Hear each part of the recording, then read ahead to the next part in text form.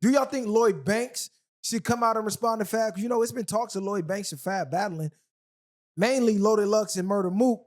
They've been talking to Fab and Banks behind the scene, and both Fab and Banks saying, man, can't nobody with me, and I'm ready for whoever. And it's been talks about Banks and Fab battling for years since they first came out because they used to sound similar. They both had the punchline, witty rap, and people used to compare them a lot, saying, damn, they low-key sound the same. And if they do battle, who y'all got? Well, is 50 and Banks cool? Because I know they had their little falling off, though. But if they haven't talked. Okay, well. Years. If Banks want to get back in the booth, I'm all for it.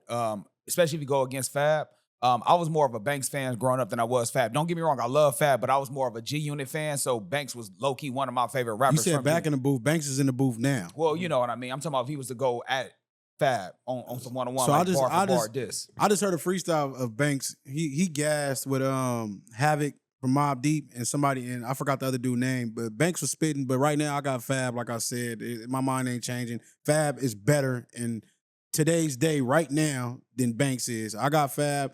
Hopefully they can get something together. I think they got to come together and put that together themselves. Not necessarily got to create a beef, but we can see who's who and who can out rap who. I think that'd be the point. I don't need no beef, but just like but if he come out defending 50, then that's going to create a beef at this point. So I think though that it would even like gain traction without the feud behind it. Oh yeah, that's gonna be super traction. That would be the most talked about. They would gain traction. What I'm saying, they're big enough to make an event out of it. Like they can do something like. No, they're not doing it live one-on-one. Of course, they're not doing it live. I'm just saying they are able to do anything like that. No, I know. No, for sure. This would be the most talked about rap beef since Kendrick and Drake. They don't even remind me of, and they don't even necessarily have to be a rap beef. They can go, you get in the booth, you freestyle about whatever, you freestyle. I don't have to necessarily go about you. Who can come with the best punchlines and bars? That's what we know them niggas for. You know what this I'm talking about a straight diss track for diss track. Yeah. They going at each other. They dropping bars on each other. Right now, today,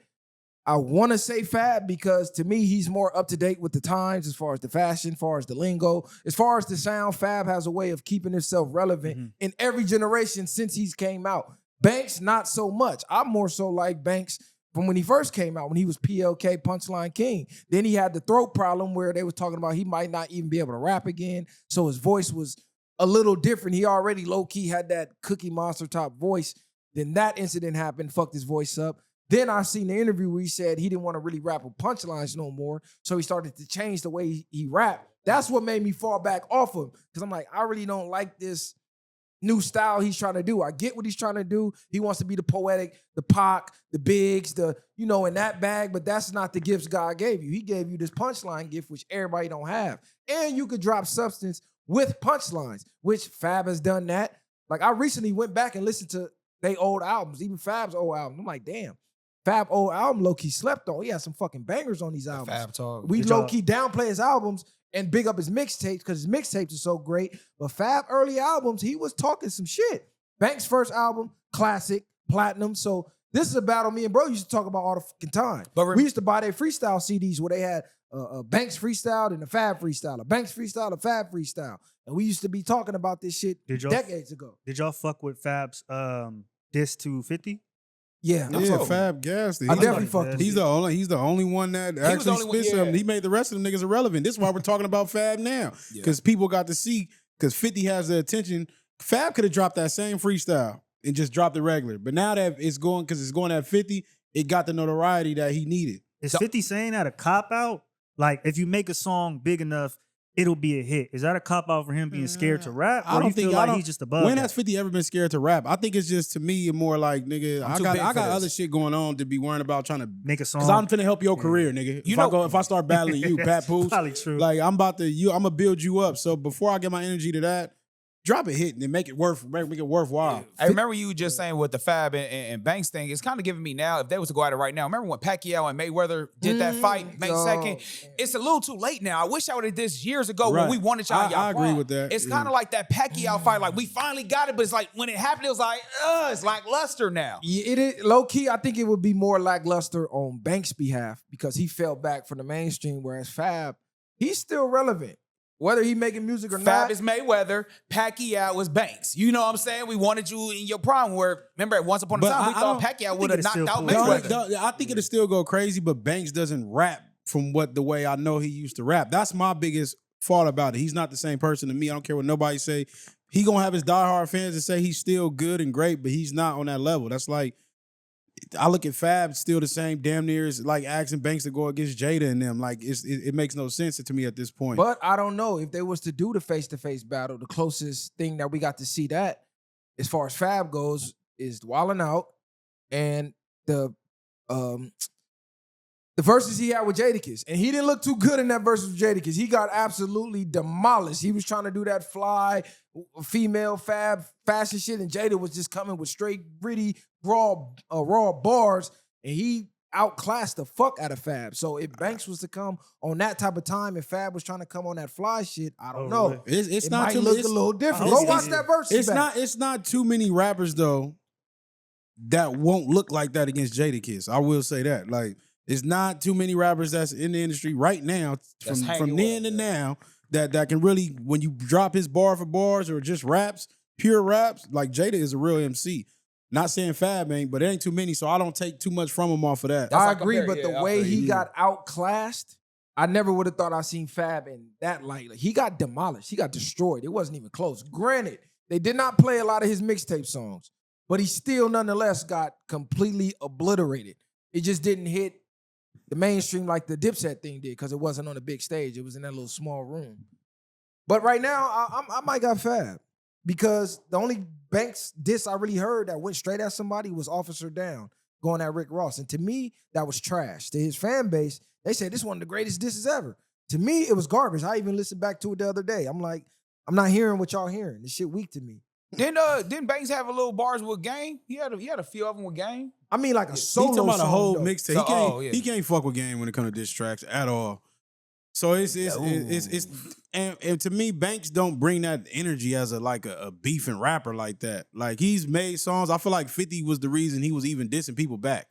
I feel like Banks would have been one of them rappers that don't even do diss tracks. He'd have been like a Jay-Z. 50 putting them batteries in his back. Jay-Z even made a diss track against Nas. Like, he went at one of the best at his time. So I think 50 had them niggas like, you part of my camp, nigga. You're gonna be on what I'm on. Like, well, Banks is a quote unquote introvert, so I don't know how that works in hip hop. Yeah, that's what I'm saying. Because 50, I remember in this book, 50 was saying he always had to kind of push him. He had, Lazy Lloyd tatted on him. He was like, he had to kind of tell him, like, bro, use Instagram. You got punchlines. Take a picture, put one of your witty punchlines, and you'll be a success on Instagram. Banks didn't even want to do it. He was like, Pac didn't have Instagram. Biggie, he said, yeah, it wasn't invented, fool. You're not Biggie and Pac either, though, nigga. Nobody looks at you like that. And then you got to think Banks is an artist like. He used to want to be too mysterious. It really be. This is what I'm saying. To me, he wanted to be too mysterious because you didn't really know Banks. Like, a lot of the greats, they story through their music. Banks, he was just more punchline. You didn't learn too much about him. Like, I knew. According to Banks Smurf, Banks didn't really have a story. He was always the rap nigga on the porch watching us do what we do in the streets, and he was writing his punchline. Everybody has a story, is what I'm getting at. It don't matter if you could talk about your story on the porch. Yeah. What did you see? You could have talked about J. Cole has a story. Nigga, people like to hear him talk about going to college, playing basketball, want to be a hooper. Like, everybody has a story to tell, regardless of how it. Now, if you want to put a gangster story on it, that might be a little different. Boom, you're right. You had a story during to tell. the G Unit run, if you didn't have that type of story, you wasn't gonna be successful on G Unit telling that J. Cole type story. Of course, I'm not saying to tell J. 50 Cole. got shot 9 times. Yo, dealing crack. I went to college. Yeah, that's crazy. I was on the porch writing punchline. That shit not finna work. But he didn't say. It could work now. Yeah. Back then, come on, the height of G Unit, and then you got got Gang coming. Yeah, That defeats the purpose. That defeats what I'm. Regardless of what I'm saying, even to this day, you don't have too much music where Banks is actually talking about things. Like, it don't matter. It could be family. It could talk about stuff he went through in his household. It could be a lot of different stuff. It don't got to just be the streets. Like, even 50 talked about a lot of street shit, but we knew a lot of stuff that he was going through as he was going through. He talks about it now. He talks about fatherhood. He talks about his son. He says his son's the reason why he even still alive. So Banks, I've been seeing him opening up a lot more. He got a few recent interviews, which a lot of people probably have not watched. So he has been opening up a lot more lately. You talking about interviews. I'm talking about just through his music. When the last Banks song you listened to? This is my point. I just told you I just listened to a freestyle with him and Havoc. Freestyle. You ain't even heard it. I'm saying he has tapes, multiple mixtapes. Oh, that hunger for more Southside Story. He did talk about his life. I do remember him now. That Southside Story. It wasn't about his life. That was about somebody else. He No, talking about, you know, he did talk about. He talked about that. When he got shot. Yeah, that's what I'm saying. He did speed up. You got to review that one because I know the whole CD. Failure's not an option. He got like 3 volumes. The Southside Story was about somebody else.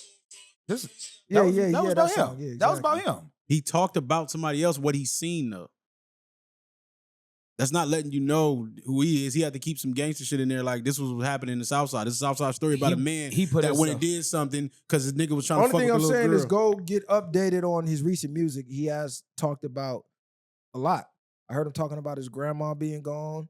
I think his pops being gone and him wanting to see them again. He talked about a lot of shit. Y'all missing my point. His come up as Banks, nobody knew who he was. No, I know what you're saying. No, it doesn't matter now. Banks is stuck where he's at now. I'm talking about on the rise. Every artist that was a great artist, you knew their story. That's what made you resonate with the artist. It wasn't about just, you resonated with Banks just for punchlines. My whole point is he didn't have that story coming up. But he was still a superstar then. He went fucking platinum first album. That hunger for more. That has nothing to do with what I'm talking about. It does because Banks was still looked at and regarded as one of the top niggas. He was a key member during that G-Unit era. He was a cornerstone member. 50 kept telling him, bro, if you just get out here and get on the camera, you finna be that nigga. But he, like you said, Lazy Lloyd, tatted it on him. I don't want that. I don't want the fame. He already let it be known. I don't want the fame. My whole point was he wants to be too mysterious. I don't understand how y'all missing that. According to who though? He don't want what you want for him. No, but you're saying he just, what he said, him being lazy and not certain things. I said Lloyd Banks was too mysterious. And if you think about it, he never actually opened up about a lot of stuff like other artists does. And we was talking about him not being where he could have been. But that's what I'm saying. He don't even want to be there. We want him to be there more than he does. He already let it be known. I don't even want the fame. I didn't never say he wanted to be there. But what the fuck are we talking about then? You said he could have been here. That might gotta be the title of this episode. What are y'all talking about? He doesn't want to be there, which is why he's being the way he is.